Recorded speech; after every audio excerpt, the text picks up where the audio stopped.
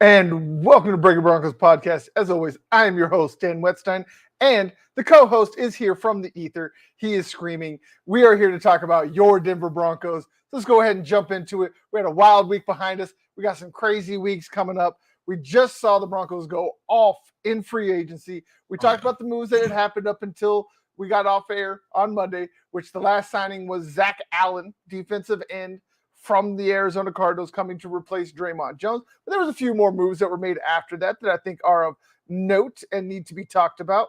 So out of the moves that happened after the show last week, which one was your favorite? We're definitely keeping Corliss Waitman. This is one that I liked. They decided not to release him and sign him back on another 1 year.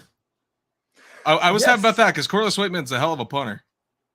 Yeah, and he's, again, not enough people talk about the fact that he is a left-footed punter. Right. He comes from a long line of Bill Belichick left-footed punters. If the greatest coach of all time thinks that there's something to do with left-footed punters and making it harder on punt returners, I will digress and believe the greatest coach of all time. So, yes, I agree. It's a bit of that was honestly not the move that I thought you would go with. Not many people will go with the punter, but hey, I was really happy about that it. Just because special teams was really starting to find its groove at the end of the year. And oh man, I just spaced on his name too. But if I had to choose not Corliss Waitman in a free agent signing, it was the running back and the punt returner from Cincy that they signed. Cornerback, but yes, actually, corner, not running back. No, you're good. That was actually my pick, Tremon Smith, cornerback, punt returner. I am so sick of seeing the Broncos just go out and find the guy with the lowest 40 and then just giving him the kick or punt return job. Or just somebody in the draft. Right, like Montreal Washington last year. You know, the Broncos have not had a true threat at the returner position since Trendon Holiday. I know we said that a lot, but this is a guy that could come in and give similar production. He ran a 4.38 40 at his pro day. He's got 2 kick returns on his resume, one just 2 years ago in 2021. He had it with Houston, and then the other kick return was when he was playing with the Kansas City Chiefs in his rookie season. Both were 97 yards or longer. So he's obviously knows how to do kick returning. He's not really much of a punt returner. So I think that Montreal Washington's job there is pretty safe, but you never know. Unless they decide to throw KJ back in there. Right. Or Tremon might just not have been used. He doesn't really have many punt returns. I think the most punt returns he's had in his entire career in a single season was 8, if I'm remembering correctly. So and that was with Houston too, I believe. Yes, that was with Houston in 21 when he took the kickback, the 98-yarder. I had the team. I want to say it was the Chargers, but don't quote me on that. But it doesn't really matter who it was against. I think you're right. Yeah, it was some team with blue, so it was either them or the Titans, one of the two. Oh, so, it was the Titans in division game. It might have, in division game, so that would make sense. So yeah, they were blue. They were baby blue, and we have 2 teams that wear baby blue, and that's all that's going in my head right now. So that's as good as you get.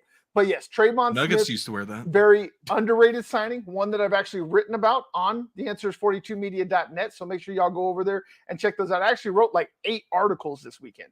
I was really bored, I guess.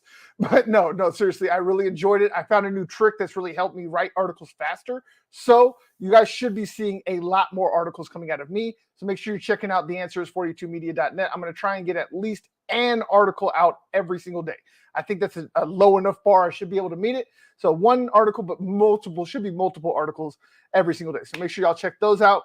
Tremon Smith, again, I think a very under the radar addition that could have a really big impact because of, like we've said ad nauseum probably at this point, is that one of the biggest bugaboos the Broncos have had since 2015 is the fact that they just really haven't had a return game. Like I was going to say, really the only one that was good since Trendon Holiday was Jordan Norwood.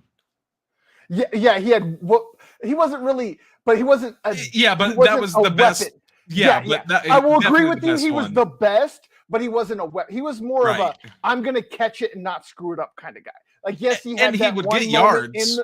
He had that one moment that's no longer a moment anymore after Sky Moore went out there and took away his record. Yep. It had to be the Chiefs.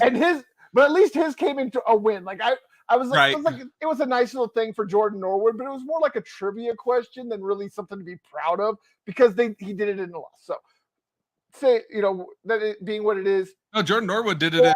No weapon in the return game since Trendon Holiday, and even he was a bit of a liability with the fumbles, which is why he didn't stick around in Denver despite scoring. I think it was like 5 touchdowns in 3 years. That's like Devin Hester territory. And he got cut. It wasn't that he would like sign somewhere else for a big deal, but he got cut, disappeared. Like nobody knows what happened to Trendon after he left Denver. Were you saying after that return the long for Jordan Norwood? It was 50. He won with that game. With that. Oh wait, record. That's right. That was 2050. I'm thinking about. I don't know why I'm. You're thinking about Trent Holiday's back-to-back returns against Baltimore. Yeah, I'm thinking about Omar Bolden for some reason. I don't know why that, Omar that Bolden came in my head. Yeah. That's a name I haven't heard in a minute. He was the last one to take to score a touchdown on return since Trendon Holiday. Yep. He's the only Bronco to score return touchdown since Trendon Holiday. So that's why those guys. But yes, I apologize. Dylan is 100% correct. I still can't believe, like, you look at all these past teams that had great punt returners before 2015. Mm-hmm. Like, man, Durant Williams was a hell of a returner too. Yeah, Derek. Yes, he would. I think there's so much about that. Dude, when he ran back against the 49ers and they lost and missed the playoffs. Yeah, because he wasn't just a returner though either. Because for those that have been around long enough, they know who Darren Williams is. Most of the young kids now, they just know it as an award, a name on an award that Broncos players get. But he was a very good all around player. He was a gunner. He was a returner. Like he was Chris Harris before Chris Harris. He should have been. I'd say Aqib Talib, but without the cockiness and the trash talk before Aqib Talib. There you go. That too. Yeah, I was just talking about like that. He's just that low round draft pick. I think he was like a 5th or 6th round draft pick. So he's got that underdog mentality. Yeah, exactly. Just came in, balled out in training camp, secured a starting spot, and would have been the starting cornerback on the opposite side of Champ Bailey going forward, if not for that unfortunate event on New Year's Eve. Dude, when those two were on the field, that was Marshall. Deadly. Oh yeah, because that was him. It was Williams, Bailey. God, John Lynch was in there at safety. Yeah, John Lynch. I was trying to think. Was it Dawkins or Lynch? But yes, okay. That hard hitting white boy that played safety, from the words of Warren Sapp. Right, exactly. Yeah, the last of a dying breed. John Lynch was the last of that strong safety from the 90s, 80s, and all that just could not get away with the things he did on the field today because of the rule change. And then one of the few players that made it as an executive. Yes, yeah, but also showed you that even though he was a safety that went out there and bashed people's heads in with his own brain, that it obviously didn't knock all the IQ points out because you're right. He's one of, if not, I would say he's probably at least in the top 5. I'd put him top 5 for sure. Yeah, of GMs in the league. So yeah, definitely him. Mickey Loomis is in my top 2. Very small list. Yeah, but he's not an ex-player. That's a difference. Oh yeah. Oh, I thought you were just saying in GMs in general.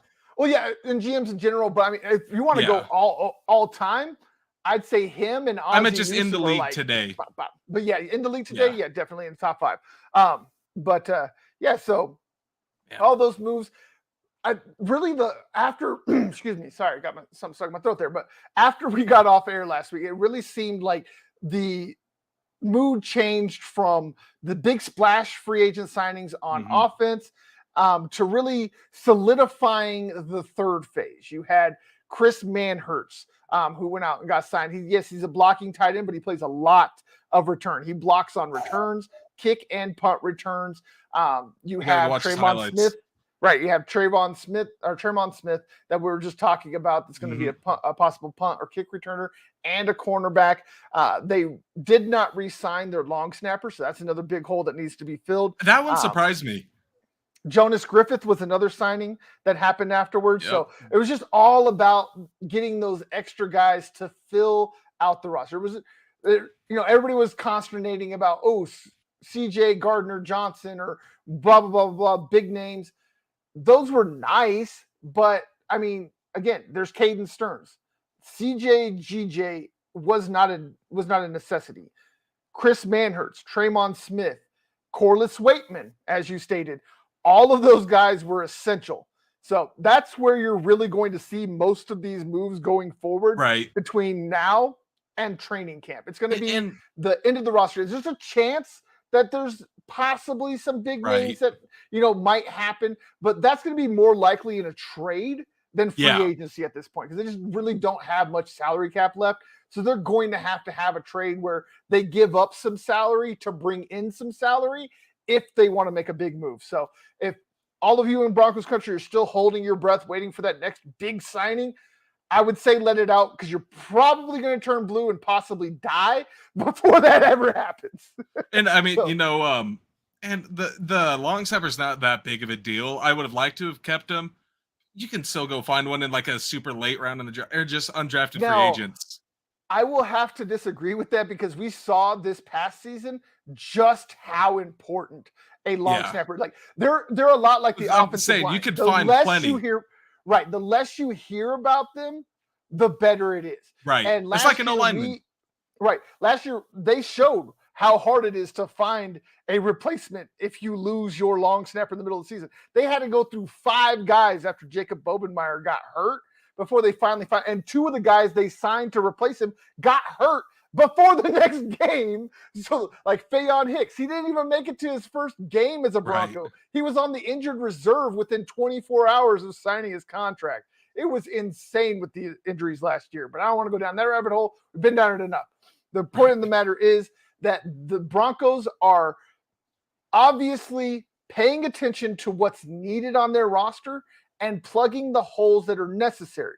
They evaluated the roster, and they saw the biggest issues in Denver are what we've been screaming about for years now. This is why me and Dylan feel so vindicated after this offseason, is that they've finally done what we've been screaming about for the last 2 years: offensive line and special teams. I know they're not the sexy positions. They're not the Odell Beckham Jr.'s or the Russell Wilsons or the Tom Brady's, but the ones in there doing the what dirty makes work. The difference. Exactly. And they're the ones that make the difference between a championship run and just barely making the playoffs, or having a great regular season and then getting bounced in the playoffs because the other team has better trenches. It is always one in the trenches. I know y'all are probably sick of hearing me say it, but it's the facts. It is the truth. Y'all have seen, what has all the flashy moves gotten the Broncos over the last 5 to 7 years? You've had all kinds of big signings. Case Keenum. I know people were like, oh, big sign. But at the time, that was the thing. That was what, like Geno Smith this offseason. Yeah. Or Derek Carr this offseason. You can say what you want, but that was the big splash signing that everybody in Broncos country wanted, because he had one good season. You saw last year big moves with Russell Wilson and this and that and the other. Where did it get him? Okay. Right. Focus on the details. That is the most important thing I can say, and it's something that Sean Payton has essentially screamed from the mountaintops since he got hired. It's all in the details. It's in the trenches. That is where championships are won, and that is where they are focusing. There is going to be a running game in Denver that we have not seen since Mike Shanahan. Maybe Gary Kubiak. Gary Kubiak in that short stint where they won the Super Bowl, I'd give him some credit. He had some I'd say subpar talent outside of maybe. He's a Mike Anderson-esque. Right. Yeah, this is like after Terrell Davis, Shanahan. But this year you're going to see, Samaje Perine, the things that he can do, short yardage. He's a powerful runner. Like, no, he's not going to bust off 80-yard runs. He's kind of similar to Javonte Williams, but he's playing a fullback pretty much. He's doing those. She's getting those short down. Yeah, he's the size of a fullback pplaying a running back. You're 100% correct. On the short downs, his job is just to run through and get across the first down line right there. Yeah. He's going to be the backup. That's what he got paid for. He got 2 years, $7.5 million. That screams backup. And that also puts to bed any thought that the Broncos were worried about Javonte Williams's return from a knee injury. Right. You don't think that they wouldn't have went out and got a Miles Sanders or even just a David Montgomery to go out and get one of those guys that they were worried about. No, they went out and got a career backup. That's always been a very good complementary piece. And when he's been forced into action, he's been very he's taken the the bulk of the snaps. He doesn't really do anything flashy. Like he averages, I think, like 3.5 yards per carry, but it's in the, like he said, in those short yardage situations where he shines, when he's throwing dudes off him with one arm while running over another guy all at the same time. Right. Those are what you're going to see from Samaje Perine. You're going to see him on those goal-to-go situations where you saw guys like Melvin Gordon and Javonte Williams too struggle. As much as it pains me to say it, and as much as I love the Grim Reaper, there were times in short yardage situations where he struggled. Yeah. Whether it was a bad read, whether it was ball carrier vision, whether footwork. It was footwork, or just not securing the ball properly, like week 1 against the Seahawks. He has to get better at that. And I think bringing in a vet that's been there, done that on a very successful team. And that's another thing. Outside of Chris Manhertz, almost every one of these signings has came from a winning franchise. And how many times have you heard reports on this? Yes. And this. I wanted to bring this up too. This actually segues perfectly into this. So I saw this today, and I forgot to text this to you. Zach Stevens tweeted out Adam Thielen. He signed with the Panthers the other day. I did see that. Yeah. Yes. And he was on Pat McAfee's show and said they had conversations with the Broncos, but then he chose to join the Panthers. Yes. And I know a lot of people are trying to swing that into something nefarious, or the Broncos, were desperate. We never heard about that. But right, yeah. But the thing is that I can guarantee he's not going to say this on the Pat McAfee show. I can guarantee he chose the Panthers because he doesn't have 4 guys in front of him. And it's probably more money. Yeah, it was more money, and he didn't have any competition. Like coming here to Denver, even if Denver went and traded one of their guys, that's still 3 other guys that are as good, if not better, than Adam Thielen is right now at 30. It was just the comments on that. Right, yeah. If you're talking about Adam Thielen at 25, then we have a different conversation. But this is Adam Thielen at 30. We're talking 17-18 season Adam Thielen. Oh, yeah. Yeah, then it's a whole different conversation. Shoot, I'll give him 2020. I'll give him 2020 before Justin Jefferson, too. Right, yeah. That year, those years without Stephon. Yeah, no, 100%, yeah. And Adam Thielen, again, I don't want to say that. I'm not saying this because I don't like Adam Thielen. I would have loved to see Adam Thielen in Denver if he was willing to accept that role. And again, if they needed it, because they traded one of these guys, Sutton, Judy, etc. But there has been a new report, as you were talking about new reports, from Mike Kliss, take it as you will, that the Broncos have no intention of trading Judy or Sutton because nobody's offering them enough, which is exactly what I said 2 weeks ago on this show. If you have any logical sense, you should know that. Look at the market. Listen to everything. Brandon Cooks goes to Dallas Cowboys for a 6th and a 7th. You had Darren Waller get traded for a compensatory pick.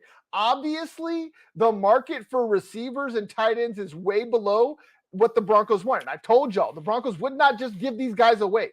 They had to get at least a 1st and something for Judy. Then with Sutton, it was a 2nd and something for Sutton. And then for Hamler, it was a 3rd and something for him. So obviously the Broncos didn't get what they were looking for. And so at this point, it looks like they're going nowhere, which is completely okay with me. We told you from the beginning, if they got a great deal, like a deal you can't refuse, and they still could. The draft is not offer. Here yet. No GM's not going to listen to anything. Oh, yes. This is business, baby. It's not about your fee. Right. Like I know Sutton got in his fees on Twitter and whatever, and that's perfectly fine. He's human. He's allowed to have feelings. He's not a machine. He does go out here and he does entertain us, but that doesn't mean that he's not. He plays like a machine. Damn. He can definitely. But so that's pretty much squashed. I mean, I don't really have much of anything else to say about that unless some new rumors come. So at this point, that is the latest on what's going on with the Broncos, trades, free agency, etc. So talking about free agency, let's talk about they filled a lot of holes. Are there still holes left? I say yes. What are those holes, Definitely. you ask? I'm so glad you asked, because here they are. Those main holes are center, that was my pass rusher, and potentially safety, depending on how they feel about Caden Stearns. Again, Right. if you're asking me, just let the kid play, and we'll take it from there. I mean, look at your three safeties that you're going to have out there. You got Jay Sims, Caden Stearns, and PJ Locke. I'm happy with those three. Yeah, and there's a couple other guys that are youngsters. Right. Delaren Turner-Yell. But the main showed three. Some potential. Yeah, I'm saying, that's what I'm saying, is like you got those guys plus some. So you got the main three that are pretty much a lock. Like you got three guys that are pretty much a lock for the 53-man roster. So that means that the only thing left is a backup free safety, because PJ and Caden, well, actually Caden can play either one, but PJ is mainly a strong safety. Yeah. So that means you got your two strong safeties and a free safety. And then you also have Delaren Turner-Yell, who was a 6th round, if I remember correctly. It was 5th or 6th. Yeah, 5th or 6th. He was a late round draft pick out of Texas, which he had some real potential. And Texas has a tendency of seemingly to find guys that end up being really good NFL players, even though they don't really do much in college, especially in the defensive back room. Like, I don't know what it is about Texas and having their defensive backs underperform in college, so that way they don't get drafted until the 3rd day, but then they end up turning out to be something good. I don't know what happens there, but that's just how it happens. And I mean, pass rush, you can fill that in free agency or the draft. You have plenty of room there to find the guy you want. And the cupboard's not bare. There's still Baron Browning. There's still Randy Gregory, Jacob Martin, Jonathan Cooper, and Jonathan Kongbo. So, Nick Benito.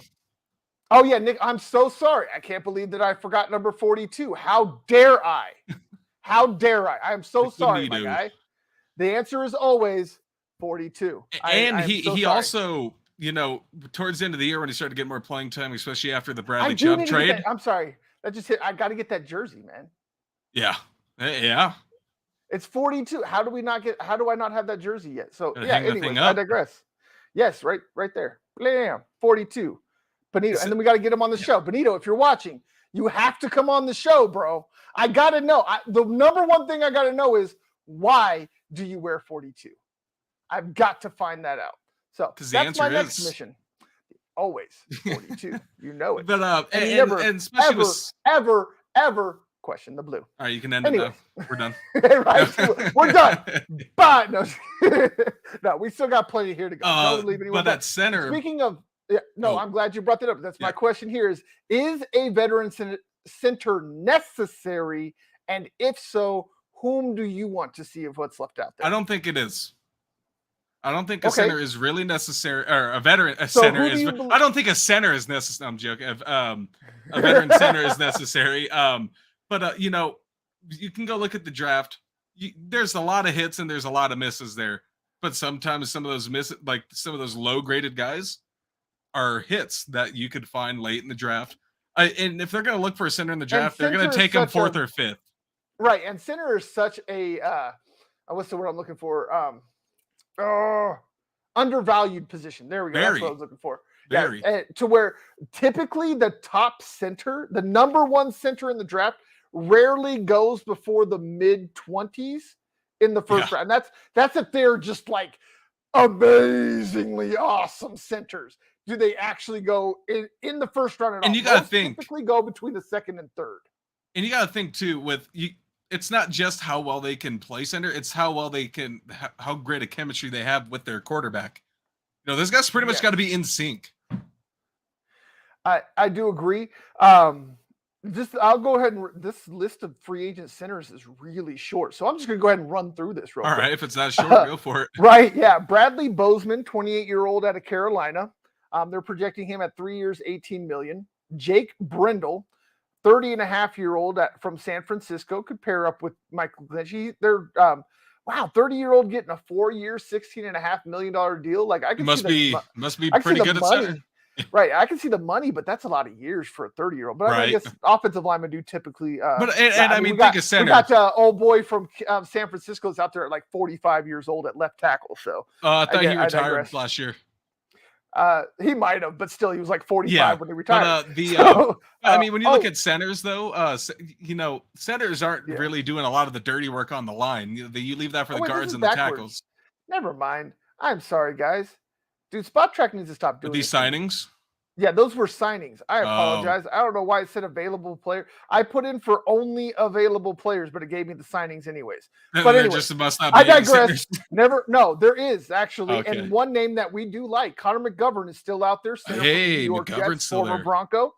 Rodney Hudson, long time, former Super Bowl champion with the Chiefs, their first Super Bowl. I do like Ben Jones, the center from Tennessee. Mm-hmm. Justin Britt, not too bad out of Houston. Pat Elflein, he had That's really a cheap good pick for good production. Right. Pat Elflein, he was a former first-round pick, only 28 years old out of Carolina. Maybe he comes. Zach Strice able to work some magic. Probably comes on a one-year prove-it deal, still young, all that good stuff. Pokich is still out there. Used to work with he actually spent his rookie season snapping for Russell Wilson. So I wouldn't be mad at that as either. Kyle Fuller, another center that used to snap for Russell Wilson out of Cincinnati. He's only 29. Both those guys. Kyle Fuller was a pretty good center. Yeah. Let's see. Will Clapp from the LA Chargers. He's been pretty decent. Oh, yeah. But the thing really about outside him, of those probably about the most notable names. There's a couple other names, but the one with the Chargers, though, he kind of had some in his last 2 seasons there. Because he didn't really have great seasons. He's really a bit injury prone too, which I don't like. I really like a guy that's going to go out there and do it. If you're going to, that's maybe a good backup on a cheap deal. Yeah, honestly, I think Connor McGovern is about the best balance of both worlds. And that's veteran leadership. He's a veteran, but he's not too old. He's only 29. Right. He's not even hit 30. He won't be 30 until after the season's over. So there you go. I mean, and he's been there in Denver before. Yeah, this is 50 champ. With the city, with the team. And it adds veteran leadership in the locker room if you could get him. Yeah, the guy that drafted him still in the front office, even though he doesn't really have a job. He's there. He's pretty much the face of the front office. They just keep him around to look pretty. Yeah, so I mean, if McGovern or Pokich are those are the top 2. Yeah, those are the top 2 guys in my estimation. So let's see what they're. But then again, you still got to think about draft too. There's still some guys you could find out there. I can't think of any off the top of my head, but you can find some guys out there. Yeah, especially since the Broncos don't draft until the 3rd round, and and I don't want to go too far into that either. We'll do a draft primer here in a minute, but I'm going to actually do a mock draft tomorrow, right here on the network. So y'all all tune in for that, and I'll go much more in depth on what's available in the draft and all that. But sticking with the veteran center, I would like one, just simply because I'm so tired of hearing people talk about when it comes to the Broncos offensive line, of having a youngster that just doesn't know quite how to do the protections. And that seems to be the biggest issue with Cush, is that he just doesn't quite have the football IQ you would like to have as a center. He can snap the ball fine. Yeah, and he can block okay. It's just he's not good with the finer things of being a center. Yeah, exactly. The fundamentals, the communication, setting of protections, sliding protections, all of those things he seems to struggle with. And if you're not getting it in year 3 at this point, then I just don't see you getting it. This would have been year 2, right? Is it? I want to say yes. I thought he was on year 3. I don't know. You look that up. But anyways, either way, 2 years or 3 years doesn't really make much of a difference. If you're not getting it by then, you're not getting it. So as much as I loved Cush coming out of LSU, I did a huge push for Cush coming into his 3rd season. Okay, so yes. I mean, is there a chance? Yeah, there's a chance that he could always, pick it up and turn the corner. But typically between years 1 and 2 are where you see the biggest leap. And Cush didn't take a leap. Like, he took more like a baby step. Like, it was a little bit better, but not by much. And that's always still kind of hard for centers, especially with new quarterbacks too, the way they like things set up, the way they want the ball snapped sometimes. Sometimes it's a little challenging, but at some point you have to get used to the new guy. And there's some points it looked like he didn't, and some points he looked like he did. Yeah, exactly. It was just the inconsistencies. And then the injuries. Problem, though. Yeah, the injuries didn't happen until the end of this year, but yeah, I get you. he had a really nasty injury. It might hold him back. But again, I see him more as a versatile backup that could play center but can also play guard in a pinch. And so I see he has value in the league. Like, I don't want to just sit here and completely dog on Kush because, again, I loved Kush. I pushed for Kush coming out of the draft. I was screaming all over Twitter, Facebook, anywhere I could get, talking about the Broncos need to draft Kush, push for Kush, hashtag push for Kush. Like, I was all in. I was wrong. We liked we talked about him quite a bit at CMS too before he was drafted. Yeah. While we were doing the championship game. Yeah. That's right. And we did when we did that. Yeah, we live streamed the championship game between LSU and was it Clemson? It was Clemson. Dude, that was a weird night with that one guy that was there. Yeah, the guy that just kind of popped up out of nowhere. I mean, we got free pizza out of it. But yeah, he just kind of showed up and then just started playing his video game off in the corner. And we're just like, okay. Anyways, back to the show. So, just like we're about to do now. Right, dude. I'll never forget that night. But yeah, that night, it was mainly Kush, Queen, and who was the other guy? Joe Burrow, duh. Yeah. Joe Burrow, duh. And I was going to say Randy Moss's kid too, because he had a good game. Yeah, we had a little talk about him, but yeah, we kind of said he didn't really do much. He's having a good game, but no. The most notable thing he's done since being drafted is almost blow out Kayvon Thibodeau's ACL last year in the preseason. Yeah, like that's the most notable thing. Poor Randy Moss's son. I mean, that's got to be terrible. You're Randy Moss's son, and not only are you too big and slow to be a wide receiver, you're a tight end, and then you're not even really that good of a tight end to begin with. Right. So you look at his rookie stats, and you look at the one Randy Moss game against the Cowboys on Thanksgiving. It was like 3 catches, 3 touchdowns, 176 yards. Yes, that's my favorite stat line ever. Or when one of the most insane and stupid stat lines that should not exist. Or here's another good stat line. I know you'll love this one. Michael Crabtree losing 2 chains to Aqib Talib. Oh, yeah. I remember when they put that on the graphic, dude. That was I can't believe they did that. I was like, oh my god, they hired a troll in the TV truck. Yes, I remember that. That was in. He's sitting in the booth. They just got the camera on him, and it says Michael Crabtree has now lost 2 chains to Aqib Talib. Right, exactly. But getting back on track here, let's go back to centers. I was saying that I was going to look up the market value. Right now, it's showing that Ethan Pokic, and I hope I'm saying the man's name right. I've heard Pokic. I think that's the right way to say it. I'm pretty sure, but if I don't, man, just yell at me on Twitter or something, and I'll fix it. But he's projected at average annual salary about $7.2 million. That would be if he got day one money. We are over a week. Obviously, I think that you'll sit out of 5 to 6. And McGovern, they really overplayed their market. I think they really thought that they would get that big deal by now, and they just haven't. So they're trying to hold out. But I'm with you. Somewhere between 5 and 6, I think he settles for. It might be a 1-year deal, but if they get him in here, they sign him for a year, he goes off, and then they end up giving him an extension next year when they got a little bit extra money under the cap. I'm not mad at it. That's actually smart business. Right. And okay, there we go. And especially if they sign him on and he has a great first year, I would be happy to give him an extension and give him a bit more money. No, 100% with you on that. 100%. And Connor McGovern, I do believe, has a lower market value. I'm just waiting for this stupid page to load. Come on, Spot Track. And once again, don't worry if you don't hear anything. We've seen what's happened, and we've heard none of these reports. Yes. Thank you for bringing that up again. Nowhere, anywhere was anybody like, oh, Traymon Smith might be signing or Chris Manhurst might be signing. It was, oh, they're signing.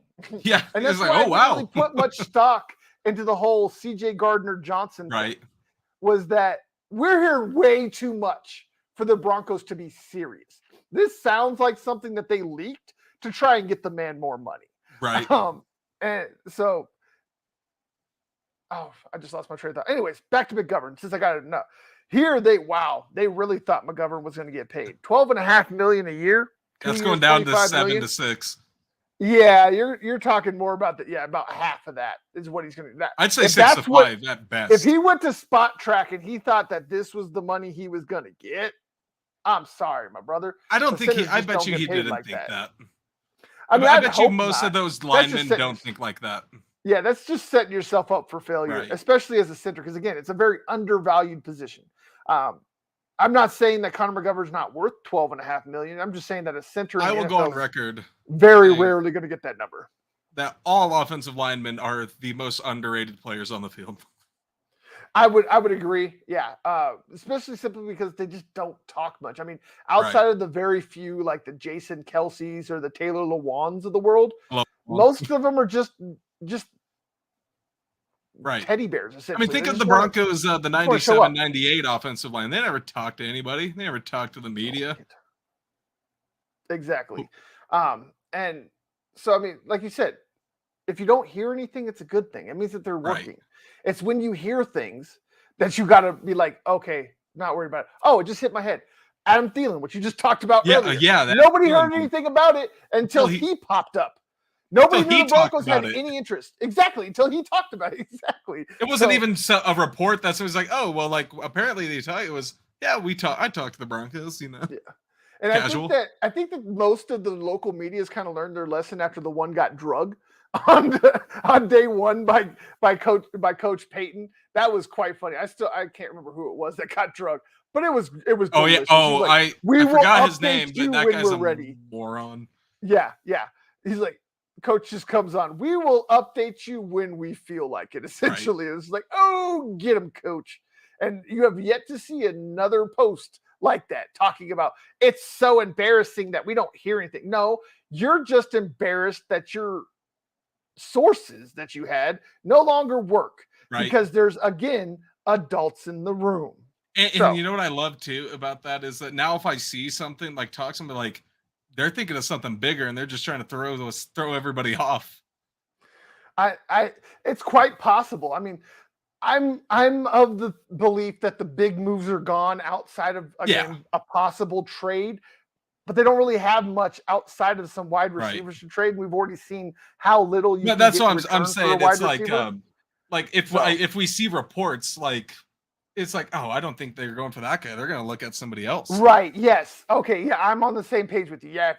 If you're hearing every outlet talk about the Broncos are in on somebody, most likely they're not. And give me just a moment, guys. Just give me a second. I got to do something with this. I know y'all hear it. You can keep talking though, bro. Okay. I just got to do something. As I say, but oh man, getting offensive lineman.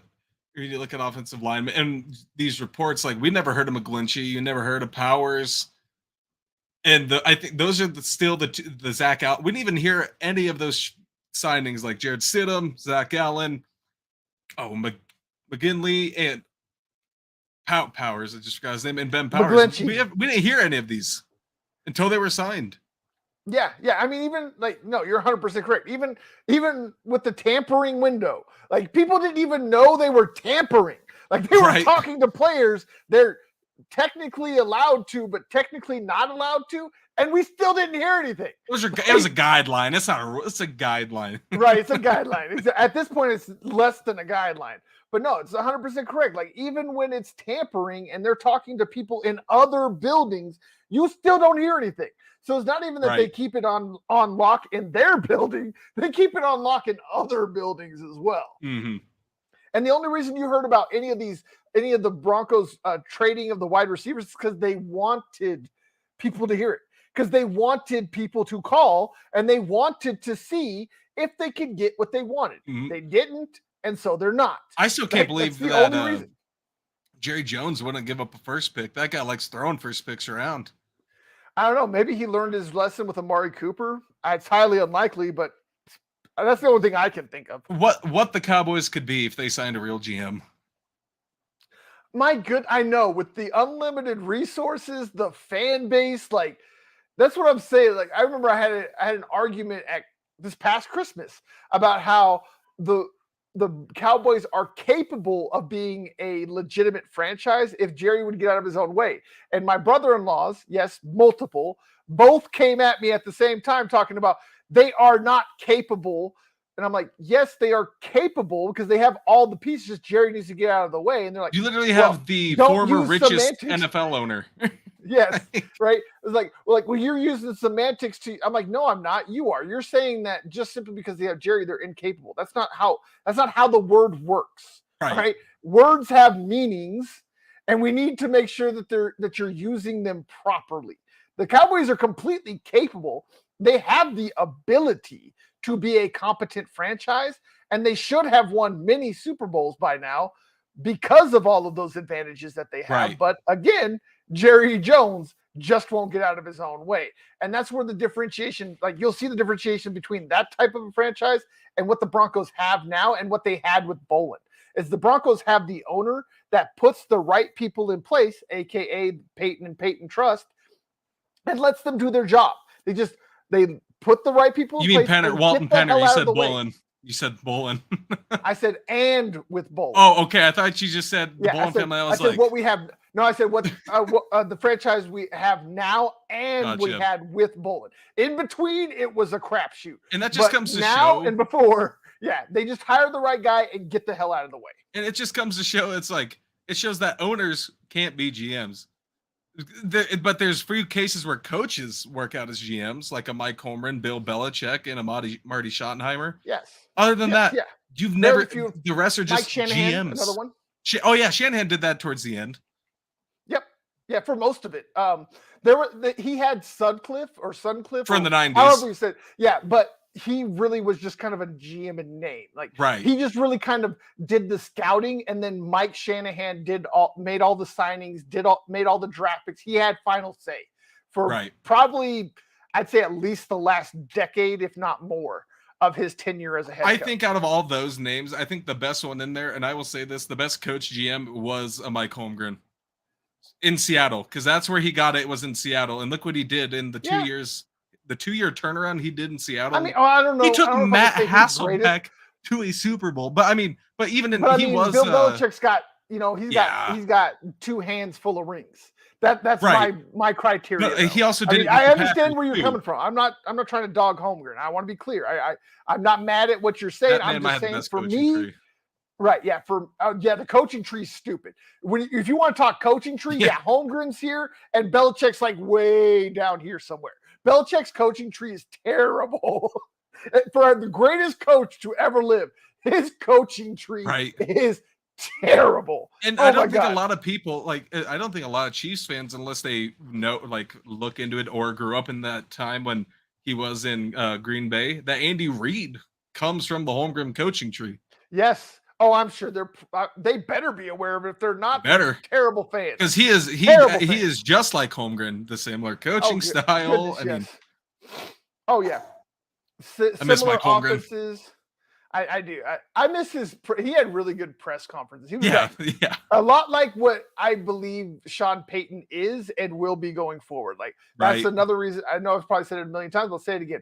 I am here all day for Coach Payton press conference. I hate. If you tell us to shut up, I'll be honored.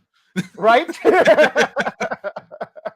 But yes, sir. I typically don't look forward to watching press conferences because they're typically boring as hell. But with Coach Payton, it's never boring. He's always got stories. He's like you said, he's like that cool uncle or that cool grandpa that just always has the coolest stories of the things that he's been through. Right.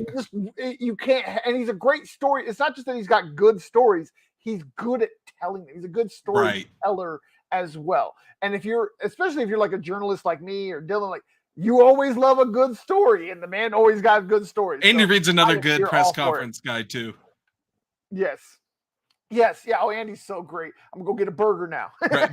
Best players that speaks to the media is Marshawn Lynch, hands down. 100%. I'm only here so I don't get fined, Dan. I'm only here tonight so I don't get fined. Don't find me. You're 100% correct. So let's go ahead. Let's move on from players that are on the roster or could be on the roster now and talk about future potential from the draft. I know, again, the Broncos, we've said it a million times, they don't have a pick until the third round, but that doesn't mean that you can't fill holes. We mentioned a little bit of it earlier, but with no pick before round 3, what holes, if any, can they fill? Pass rush is my number one. I love it. Yes, I would say pass rush would be number one, and especially look at where they got Nick Bonito in the second round last year. He was projected top 20, and they got him at 64. 64, very last pick in the second round. Very last pick. Yes. And you can find somebody. Justin Simmons was a 6th round pick. Damari Mathis, 5th round. I mean, we could go all day on that. Oh yeah, we could keep going. You want to go undrafted? We could even go further. Right. The Broncos have the longest active streak still of assigning a free agent, undrafted free agent.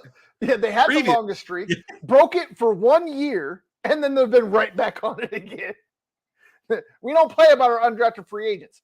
And speaking of that, and now that we're talking about pass rush, one that we have not talked about, and I think it was actually Daniel, if I remember correctly, 2 weeks ago, Daniel Finning, it's right here with us, mentioned Chris Anderson, former pass rusher from Alabama that's been sitting on our bench or our injured reserve because he had a terrible knee injury his senior year, leaving Alabama. So as much as we've already talked about all the guys that are on the roster, that is a guy that could pair with Nick Bonito as the pass rushers of the future, along with Barrett Browning for the next several years. Right. So as much as we talk about the pass rush, it's not nearly as big a deal as I think a lot of people want to make it out to be, because the Broncos have filled so many holes on this roster. Mm-hmm. There's very few to talk about. So they have a tendency to overblow the holes that are there. Really the only real big, I wouldn't even say it's a big gaping hole, because you still got Cushenberry and Luke Wattenberg that nobody wants to talk about, that did really well in the last and the 2 starts that he had as a center last year as a rookie.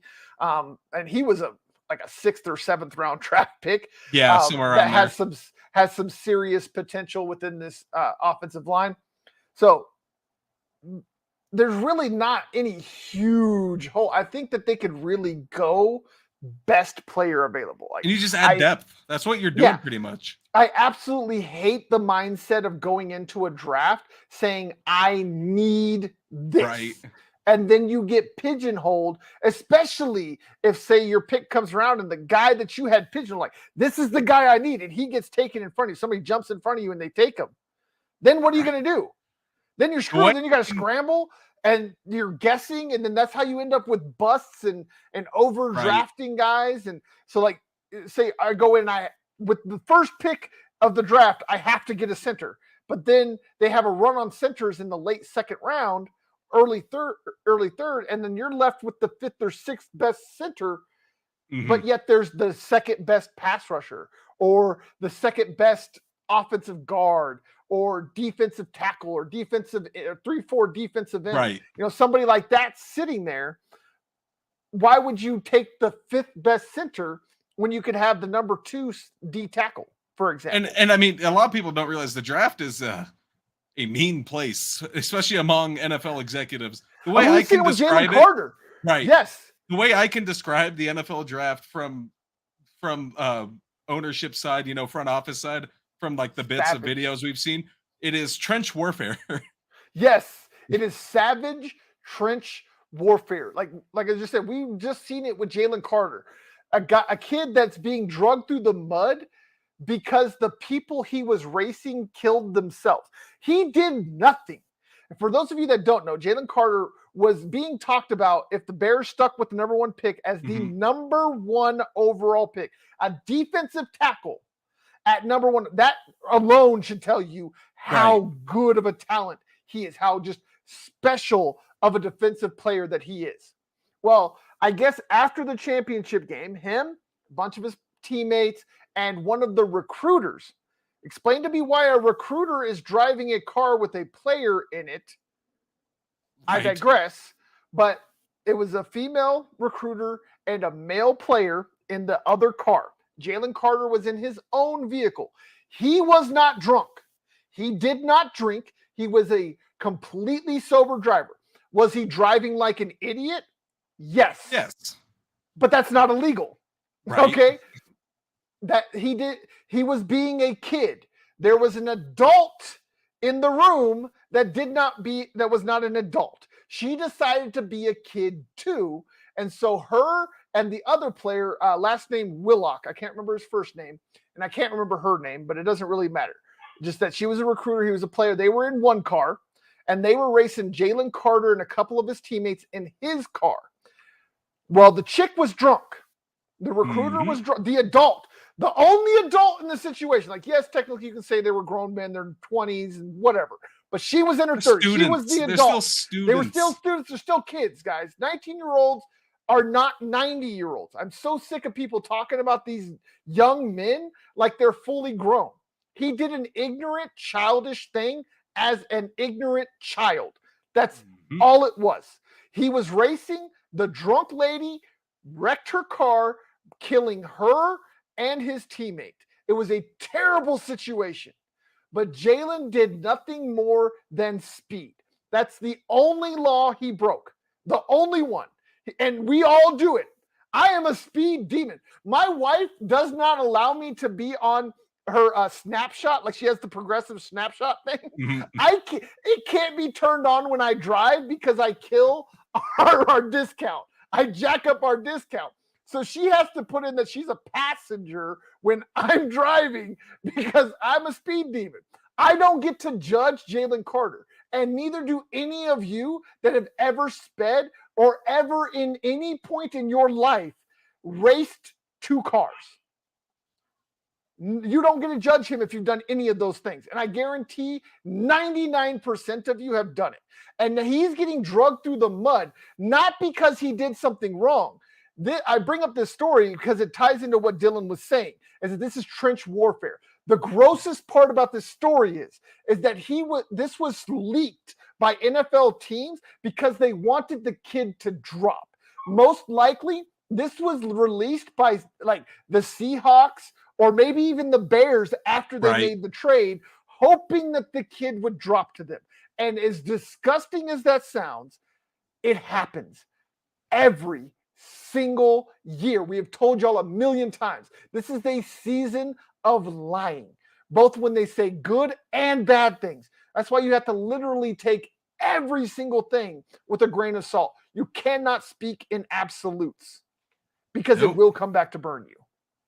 That story was crazy when that came out. I remember we talked about that. It's insane, but like the most insane part is of how he's getting drugged when, again, the only thing he did wrong was drive like an idiot, which every single one of us has done, at least in the last week. Yeah, I drive a lot, so. Yeah, exactly. But no, hey, if he falls into the third round, I'll take him.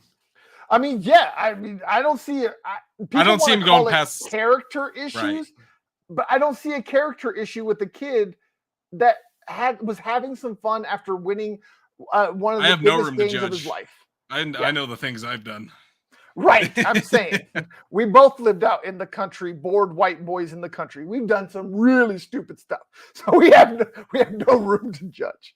But with that being said, that's happening across the board. So there's always that chance that big name talent that you hope would fall could fall. It's like a Nick Bonito. He was a big talent. He was projected top 15, and he dropped to the second round, pretty much the third round. Yeah, like you might not think this is a great example because how it's turned out, but Cushenberry was supposed to be a first rounder. He dropped all the way to the third round. And so the Broncos got him in the third round. Again, it didn't work out, but it could have just as easily had been a steal as it's turned out to be a little bit more of a flop. And then you look at it with this production and which round you got him in. It's neither a bust. I wouldn't even call that a bust. It was you got what you got in the third round. Yeah, 100%. And that's the great thing about it is like it's not like a Paxton Lynch where not only did you waste a first rounder, but you traded multiple first rounders on top of that first rounder, which handicaps your team for years to come. That is the worst thing John Elway has ever done as a GM. With Cush, I mean, you spent a third rounder on a guy that ended up starting all but 4 possible games for a third round pick. And that's it. You didn't trade up or down. Actually, no, my bad. They traded down to get him. So they actually got extra picks. So, I mean, and actually one of those extra picks was one that got Baron Browning. So George Payton in the 4th round, people still drag that man. You're stupid if you drag him. I'm saying, look at the full body of work. Yes, there are some moves that you sit there and you might scratch it, but every GM has it. Every single one has Loomis, at Bill least Belichick. Yeah, Jerry Jones Ozzie has more Smith, head scratchers than, but right. You know what I'm saying? Like, and you got Ozzie Smith, who's out there. He's had some head scratchers here and there with the Ravens. John Lynch has made some mistakes. Jerick McKinnon, for one, gave $42 million to Jerick McKinnon. The guy played like 3 snaps for him. He was essentially their version of Jawan Taylor for us. Right. So and he found a Brock Purdy. There's always that risk. Exactly. And there's always that risk reward that you take, that you can get that guy that's falling. Maybe he's falling for a reason. Maybe Kush fell for a reason. Maybe people saw that he didn't have the football IQ that they thought he might have, coming off of a national championship team, working with a guy like Joe Burrow. One of the greatest national championship teams. Right. And maybe that's why he fell to the 3rd round, and then the Broncos snapped him up. And, you know, sometimes you take that risk reward. But in the 3rd or 4th round, it's all about finding the best talent and then trusting your coaching staff to develop that talent. And in this year's draft, especially with the fact the Broncos yes, they don't have a pick until the 3rd round, but they got back-to-back picks. Right. 67, 68. Both and then picks also back-to-back. You got to think too, it's like every GM, like you said, has a hit and a miss, but you're going to get nowhere in the league without taking risks. Yeah. And the funny thing is, for people to sit here and talk about George Payton, like he hasn't hit on several mid to late round picks. Like this is where he shines. Like, yeah, he drafted Pat Surtain in the 1st round, but he also drafted Baron Browning, many more Cooper. Hits. Exactly. There you go. Go ahead and run down the list. Cooper. Who else was in that draft? That was 22, right? Or 21? Well, I mean, you don't even have to just go one draft. It's just it's even better when you go across the body of work. You got Nick Bonito, he hasn't, from the little things we've seen from him, has seemed to be a great pick as well. Oh yeah, but he was a project coming out. That's why he fell to 64. Right, exactly. Jeez, dude. I still think his best picks in the draft will be Baron Browning and Jonathan Cooper, and you can't change my mind. I got you. So, real quick before we get out of here, what do you believe would be a good draft haul with the limited draft picks that the Broncos have right now? I would like to see at least 2 pass rushers. I don't think you would dress them both in the 3rd round. You can, with one of those back-to-back picks, you can look at one there. You could add some depth at corner. That still doesn't hurt because, corner's still kind of thin, even with some of the signings. You still got to look at corners in the draft.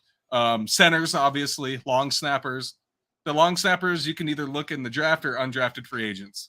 Oh yeah, that unless there's just a guy that can do multiple things. Right. I've never seen a pure long snapper drafted. Typically they're undrafted. But there is the potential that you have a guy, I forget what his name is, but there was a guy, he was a linebacker and long snapper that got drafted I forgot his name too. 7th round. Yeah, it was like, but it was at the end of the almost Mr. Irrelevant, essentially. Like that's the best you can hope for as a long snapper. But I agree with you. I think in the draft, the best haul you could get is maybe a starting center if one falls. But starting most pass of it's rusher, going to maybe. Starting pass. But again, they're going to have to go through a plethora of guys to get to that starting. Like they're going to have to be really good. But I mean, look at it. Randy Gregory still keeps up with the injuries too. You could be looking, and Jonathan Cooper hasn't been playing much. He didn't play a lot of pass rush. He played plenty last year, but that was more Baron Browning's role. But he shows flashes when he's in there. And like I said, you got Baron Browning, got Nick Bonito, Randy Gregory when he's out there and healthy. So I don't That's so the much nice thing though about Randy Gregory. I don't see they might luck into some starters. Like that's what I'm trying to temper people's expectations. Like don't go into it expecting to see a bunch of starters. It's a chance. There's always a chance. Always a chance. It's like Dumb and Dumber. There's always a chance. But most likely, you're going to see a lot of depth pieces. You're going to see a lot of the Jonathan Coopers and the Jonas Griffiths. I got another good example here for you. They're not sexy, but they're going to be. They're going to lend to a winning culture. Go ahead. I got another example here. A Will Parks and a Justin Simmons were drafted as depth pieces that made their way into starting roles. Justin Simmons was a 4th round draft pick. Exactly. And Will Parks was, where was Will Parks at? Was he 6th? 6th or 7th. Yeah, he was way low. And they were drafted in the same draft. I miss Will Parks. I really like Will Parks. I did like Philly. He still got one of the greatest hits ever on that Grimes tight end. Oh my gosh, from dude. The Steelers, where he hit boy so hard, homeboy's soul just flew out of his butthole. Knocked the wind out of him. Dude, he knocked his soul out of him through the wind. He went all the way down to the soul and just knocked it right out the booty hole, along with the ball. Just knocked all right the at the 1 inch out. line. Just right a pile of skin and flesh. Exactly. But real quick here, before we wrap things up, just want to remind y'all, as I stated earlier, we gave you a little bit of a primer on the draft, but tomorrow I'm going much more in depth. I'm going to do a full, I can't say a 7-round mock draft because they don't have any picks. 4-round mock draft. But 4-round mock draft for y'all with all of the Broncos picks, showing you the possibilities and capabilities of what the Broncos can do. I'll do at least one. I might get in 2 depending on how long it takes, maybe show some trades and things of that nature. We'll get in at least one tomorrow. So make sure you tune in here tomorrow at 6 p.m. Mountain Standard Time, 8 p.m.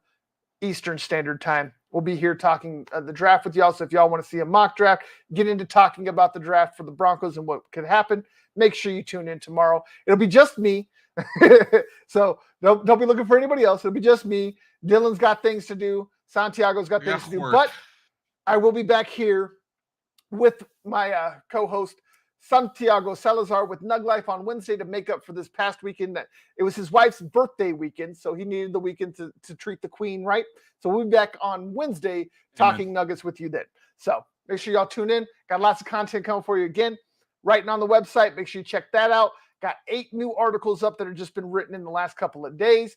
Going over I think I got about half of the Broncos signings now. I think I'm close. There's a lot of signings, but I'll get to all of them.